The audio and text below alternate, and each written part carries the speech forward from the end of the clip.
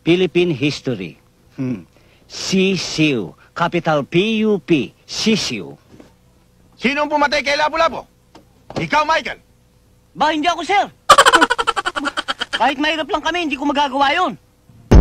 Okay, subukan mo magpakamatay. Pag nagpakamatay ka, babariling kita! Huh? Tama ba yun? Ewan ko. Sir, andito na ho nanay ko. Oh, papasukin mo. Oh, narinig nyo, pasok daw tayo. Halika na.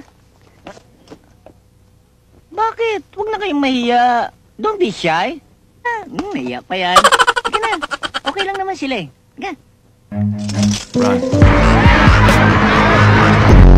Niloloko mo naman ako eh. Sinabi nang hindi kita niloloko eh. Sinabi ng totoo sinasabi ko eh. Iniibig kita. Ako ba? Sasagutin mo o hindi? I love you! I love you! Ha? Ayos.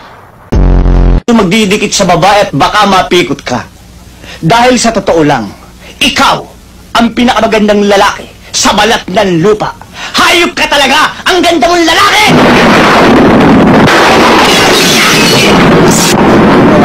Sa mga kasalanan ko, sa mga kasinungalingan ko, nagbibiro lang naman ako eh. Kayo naman, hindi na kayo mabiro eh. Sige na, patawarin niyo na ako. Please. Senyorito Romeo ho. Shoot mo. Ha? Shoot mo!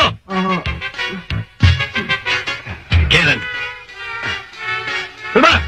Nakasuot na ho. Ano? Ah! Patinuot mo! Utinderang maganda,